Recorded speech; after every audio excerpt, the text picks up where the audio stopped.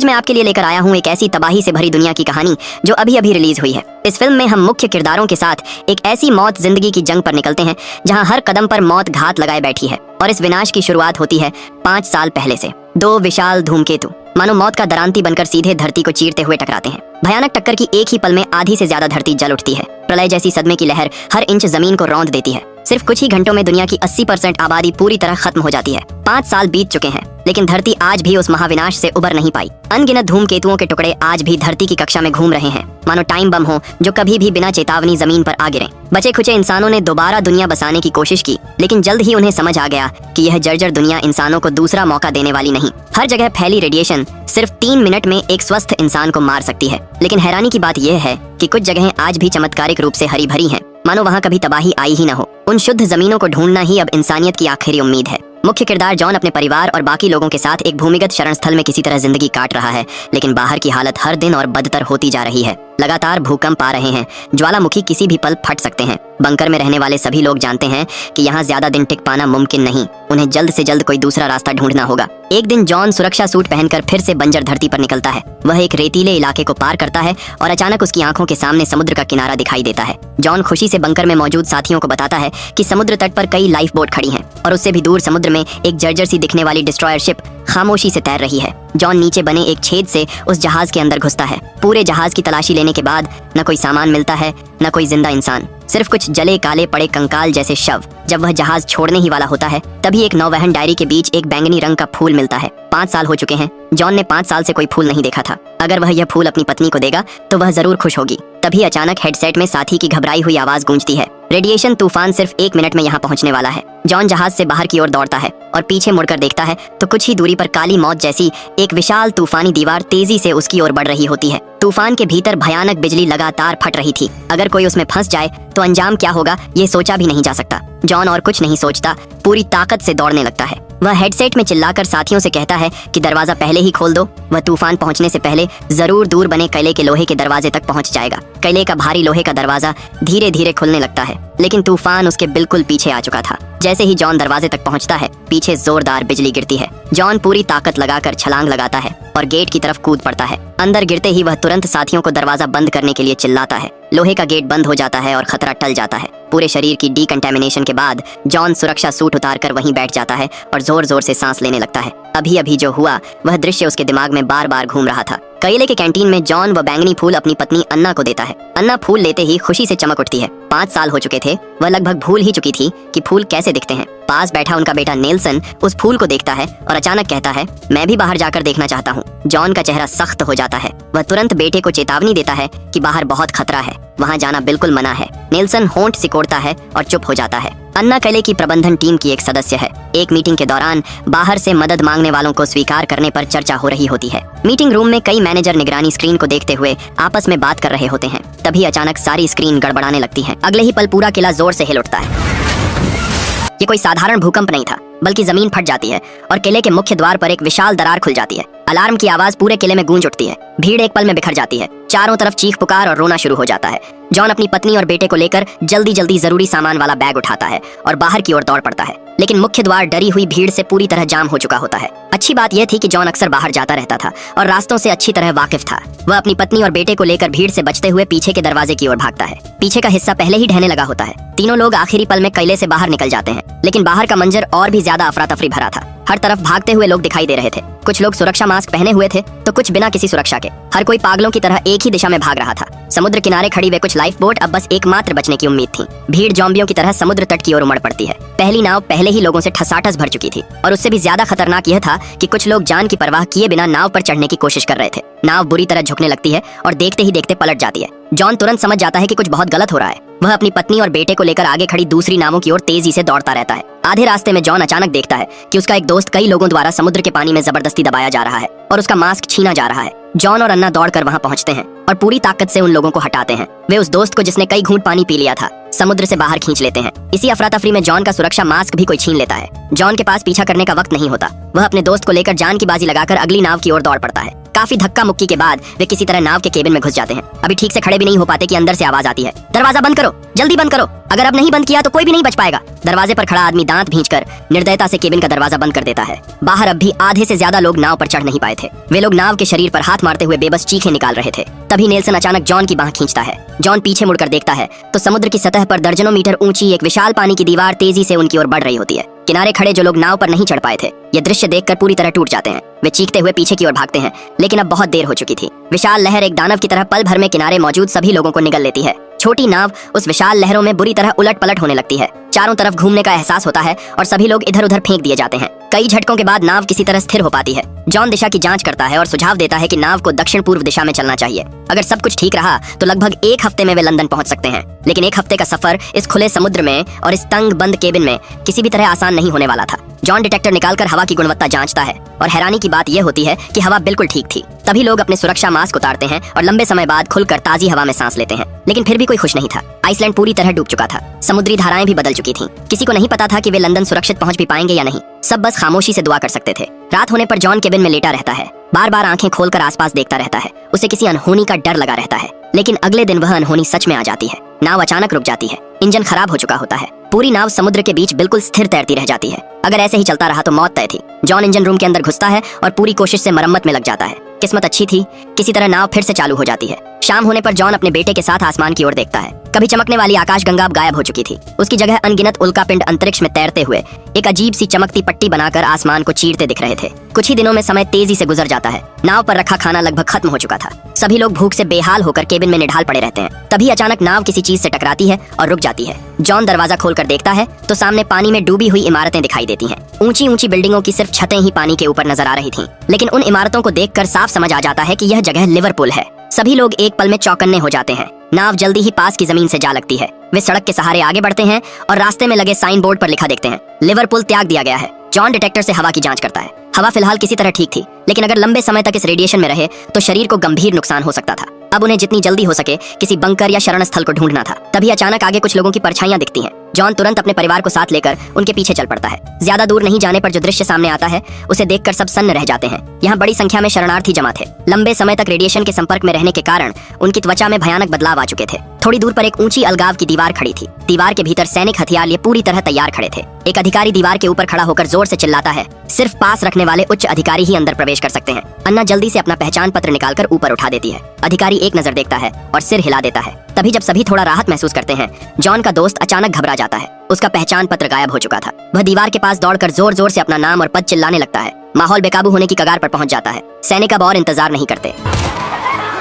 पल भर में पूरा इलाका अराजकता में डूब जाता है। सैनिक तुरंत प्रवेश द्वार को जबरदस्ती बंद कर देते हैं। जॉन और उसका परिवार भी अंदर नहीं जा पाता। उसी पल दूर आसमान का रंग अचानक बदलने लगता है। एक विशाल रेडिएशन तूफान तेजी से उनकी ओर बढ़ रहा होता है। भीड़ पूरी तरह टूट जाती है और हर तरफ लोग जान बचाने के लिए भागने लगते हैं। जॉन अपने परिवार का हाथ पकड़कर पूरी ताकत से दौड़ता है। तभी सामने से एक गाड़ी तेजी से आती हुई दिखाई देती है। जॉन आगे बढ़कर सीधे गाड़ी के सामने खड़ा हो जाता है। वो ड्राइवर से गुजारिश करता है कि उन्हें लंदन की ओर थोड़ी दूर तक छोड़ दे। ड्राइवर उन्हें ऊपर से नीचे तक ध्यान से देखता है, फिर हाथ आगे बढ़ाकर कहता है कि बदले में घड़ी देनी होगी। जॉन एक पल भी नहीं सोचता, तुरंत अपनी घड़ी उतारकर ड्राइवर को दे देता है। घड़ी मिलते ही ड्राइवर गाड़ी का दरवाजा खोल देता है। जॉन जल्दी से अपने परिवार को लेकर गाड़ी में बैठता है और बार बार ड्राइवर का शुक्रिया अदा करता है। इस बेरहम दुनिया में किसी मददगार से मिलना किस्मत की बात थी, लेकिन जॉन नहीं जानता था कि असली खतरा अब भी उनका इंतजार कर रहा है। गाड़ी तेजी से लंदन की ओर बढ़ती है। काफी दूरी तय करने के बाद ड्राइवर सड़क किनारे गाड़ी रोक देता है और कहता है कि सब लोग नीचे उतरकर थोड़ा आराम कर लें। जॉन पत्नी और बेटे के साथ गाड़ी से उतर जाता है, लेकिन बाहर ज्यादा देर नहीं बीतती कि उसे कुछ गड़बड़ लगने लगती है। अचानक आसमान से एक अजीब सी आवाज आती है। जॉन सहज रूप से जमीन को छूकर महसूस करता है।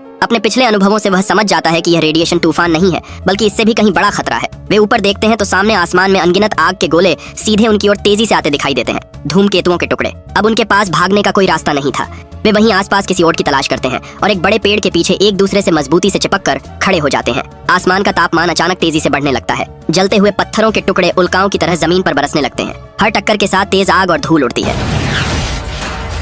किस्मत से उनमें से किसी को कोई नुकसान नहीं होता। सब कुछ शांत होने के बाद वे मलबे से कुछ काम की चीजें इकट्ठा करते हैं और फिर से लंदन की ओर बढ़ते हैं। जल्द ही वे अन्ना की माँ के घर पहुंच जाते हैं। काफी समय बाद बेटी, दामाद और नाती को देखकर अन्ना की माँ की आंखें भर आती हैं। वे भावुक होकर एक दूसरे को गले लगा लेते हैं। यह जगह काफी हद तक सुरक्षित थी, हालांकि पानी और बिजली नहीं थी, लेकिन अन्ना की माँ कुछ और लोगों के साथ किसी तरह यहाँ जिंदगी चला रही थी। आखिरकार जॉन का परिवार थोड़ी राहत की सांस ले पाता है, लेकिन आराम करते समय अन्ना को अचानक बाथरूम से तेज खांसी की आवाज सुनाई देती है। वह अंदर जाकर देखती है तो सिंक पर खून के निशान होते हैं। जॉन अन्ना को देखता है और समझ जाता है कि अब सच छुपाया नहीं जा सकता। वह सच बता देता है कि पहले ही बंकर में डॉक्टरों ने कहा था कि अगर खून की खांसी शुरू हो जाए तो समझ लेना सिर्फ 6 से 8 हफ्ते का समय बचा है। शायद बार बार बंकर से बाहर जाने की वजह से ऐसा हुआ था। अन्ना वहीं स्तब्ध रह जाती है। भले ही यह दुनिया अंत के कगार पर हो, भले ही वह मौत को रोज देखती आई हो, लेकिन यह सुनना कि उसके जीवन साथी के पास 2 महीने से भी कम समय है, उसके लिए इस सच्चाई को स्वीकार करना नामुमकिन था। कुछ देर चुप रहने के बाद अन्ना कहती है, हम यहाँ नहीं रुक सकते। मुझे हर हाल में उस आदर्श सुरक्षित जगह को ढूंढना होगा ताकि तुम सब सुरक्षित और शांति से जिंदगी जी सको। अगले दिन सब लोग माँ से विदा लेते हैं। रवानगी से पहले माँ जॉन को एक पिस्तौल थमाती है और उसे समझाती है कि बेटी और बच्चे का हर हाल में ध्यान रखना। इसके बाद वे गाड़ी लेकर निकल पड़ते हैं। लंदन से बाहर निकलकर घने जंगलों को पार करते हुए सब कुछ शांत लगता है, लेकिन रात होते ही रास्ते में अचानक एक हादसा हो जाता है।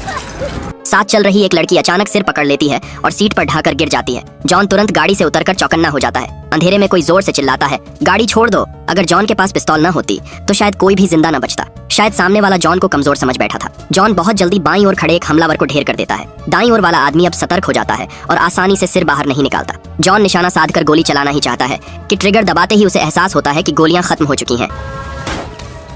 नाजुक मौके पर अन्ना मारे गए हमलावर की बंदूक उठाती है और दूसरे हमलावर को ढेर कर देती है। तीनों लोग किसी तरह इस खतरे से बच निकलते हैं। अगले दिन वे उस लड़की को दफनाते हैं और फिर एक अनजान मंजिल की ओर अपना सफर जारी रखते हैं। गाड़ी लंबे समय तक एक अंतहीन पहाड़ी सड़क पर चलती रहती है। अचानक वे देखते हैं कि आगे कई गाड़ियां रुकी हुई हैं। जॉन नीचे उतरकर जैसे ही आगे देखता है तो उसकी सांस ठंडी पड़ जाती है। सामने एक विशाल दरार फैली हुई थी, जमीन फट चुकी थी और एक गहरी खाई पूरी सड़क को बीच से काट चुकी थी। उसे पार करने का सिर्फ एक ही रास्ता था। खाई के ऊपर एक बेहद साधारण सी रस्सी की सीढ़ी लटकी हुई थी। चारों तरफ धीरे धीरे हवा तेज होने लगती है। जॉन देर नहीं करता, वह सबसे पहले सीढ़ी पर उतरता है और नेल्सन से कहता है, बस नीचे मत देखना, सब ठीक रहेगा। लेकिन जैसे ही जॉन का पैर लटकी हुई रस्सी पर पड़ता है, घबराहट काबू में नहीं रहती। फिर भी उनके पास आगे बढ़ने के अलावा कोई और रास्ता नहीं होता। अन्ना पीछे पीछे चलती है। डर के मारे उसका पूरा शरीर कांप रहा होता है। वह लगातार चीख रही होती है। तभी अचानक तेज हवा का झोंका आता है। तीनों लोग एक साथ बगल की ओर झूल जाते हैं। लगभग ऐसा लगता है कि वे हवा में उछलकर गिर जाएंगे। कानों के पास हवा सीटी की तरह गूंजती है। रस्सी का पुल जोर जोर से हिलने लगता है। तीनों लोग रस्सियों से चिपककर हिलना बंद कर देते हैं। करीब 10 से 15 सेकंड बाद हवा धीरे धीरे थमती है। वे रफ्तार बढ़ाते हैं और किसी तरह रस्सी का पुल पार कर लेते हैं। लेकिन असली परीक्षा अब शुरू होने वाली थी। सामने एक और भी ज्यादा कमजोर सीढ़ी थी जिसे पूरा रास्ता रेंगते हुए पार करना था। जॉन अपनी पत्नी और बेटे को पहले आगे बढ़ने देता है और खुद पीछे रहता है। तीनों लोग सीढ़ी पर लेटकर धीरे धीरे आगे बढ़ते हैं। हर एक कदम पर सीढ़ी से दिल दहला देने वाली चरमराहट की आवाज आती है। जब वे बीच में पहुंचते हैं तो अचानक जमीन जोर से कांपने लगती है। जॉन के पैरों के नीचे सीढ़ी भी बेकाबू होकर हिलने लगती है। बाईं तरफ की सीढ़ी ठीक से जमी नहीं होती, इसलिए वह उखड़ने लगती है। उस पर एक और आदमी भी चढ़ा होता है। वह पूरी तरह घबरा जाता है और अपने पास वाले एक व्यक्ति को जोर से धक्का दे देता है। वह आदमी कुछ समझ पाता उससे पहले ही लुढ़कता हुआ नीचे गिर जाता है। लेकिन खतरा यहीं खत्म नहीं होता। उस आदमी को लगता है कि उसके नीचे की सीढ़ी अब टूटने ही वाली है। वह तुरंत पास वाली सीढ़ी की ओर झपटता है। जॉन पल भर में हालात समझ जाता है और आगे बढ़ता है। वह दौड़कर नेल्सन को पकड़ लेता है। पत्नी के साथ मिलकर वे बच्चे को पूरी ताकत से थाम लेते हैं और जान लगाकर दूसरे किनारे की ओर रेंगते हैं। जैसे ही तीनों लोग दूसरे किनारे पहुंचते हैं, पीछे का पुल पूरी तरह ढह जाता है। इसके बाद वे पैदल ही बहुत देर तक चलते रहते हैं। थकान से उनका शरीर जवाब दे देता है, लेकिन फिर भी उन्हें वह कथित आदर्श जगह कहीं नहीं मिलती। चारों तरफ जली हुई धरती थी, जिंदगी की कोई निशानी नहीं। तभी अचानक एक बंदूकधारी आदमी उनके सामने आ जाता है। जॉन तुरंत दोनों हाथ ऊपर उठा देता है और अपना, पत्नी और बेटे का नाम और आने का कारण बताता है। हैरानी की बात यह होती है कि आदमी सब सुनने के बाद अपना हथियार नीचे रख देता है और उन्हें अपने गुप्त अड्डे पर ले जाता है। अब वे फ्रांस के उत्तरी हिस्से के एक शहर में पहुंच चुके होते हैं। वह आदमी अपने ठिकाने में 3 अजनबियों की खूब मेहमान नवाजी करता है।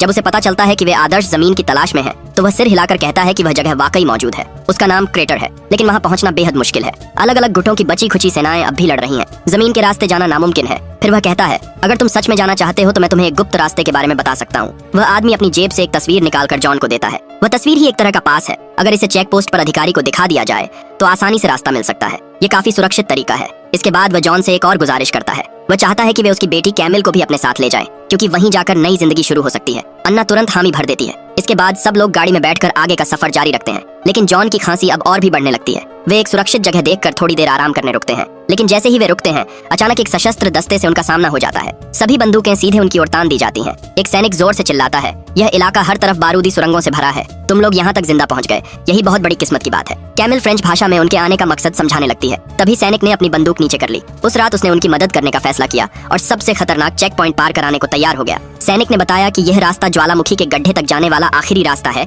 लेकिन यहाँ दिन रात लड़ाई चलती रहती है। दोनों तरफ से फायरिंग एक पल के लिए भी नहीं रुकती। रात के अंधेरे में सैनिक चारों लोगों को कांटेदार तारों के बीच से निकालकर युद्ध क्षेत्र के किनारे ले आया। चारों तरफ गोलियों की आवाज गूंज रही थी। पास पास गोले फट रहे थे, मिट्टी और पत्थर हवा में उड़ रहे थे। सब लोग झुककर सैनिक के पीछे पीछे दौड़ रहे थे। गोलियां सिर के ऊपर से सनसनाती हुई निकल रही थीं। हर पल जान जाने का खतरा था। जॉन कसकर नेसन का हाथ पकड़े हुए था। आना ठीक पीछे थी। कैमिल दांत भींचे बिना आवाज किए आगे बढ़ती रही। वे किसी तरह गोलियों की बारिश पार कर गए। आखिरकार वे एक थोड़ी सुरक्षित जगह पर पहुंच गए। सैनिक हाँफते हुए बोला, आगे बढ़ते रहो। तस्वीर में जिस अफसर का जिक्र है वही तुम्हें रास्ता दिखाएगा। जॉन ने उसका धन्यवाद किया और रात के अंधेरे में फिर से सफर शुरू किया। सुबह होने तक चलते चलते वे अफसर के कैंप तक पहुंच गए, लेकिन वहां पहुंचकर पता चला कि वह अफसर युद्ध में मारा जा चुका है। जॉन पूरी तरह टूट गया। अब उनके पास कोई रास्ता नहीं था। मजबूर होकर जॉन ने कैंप के कमांडर से मदद मांगी। कमांडर को पता चला कि जॉन ज्यादा दिन जीवित नहीं रहेगा।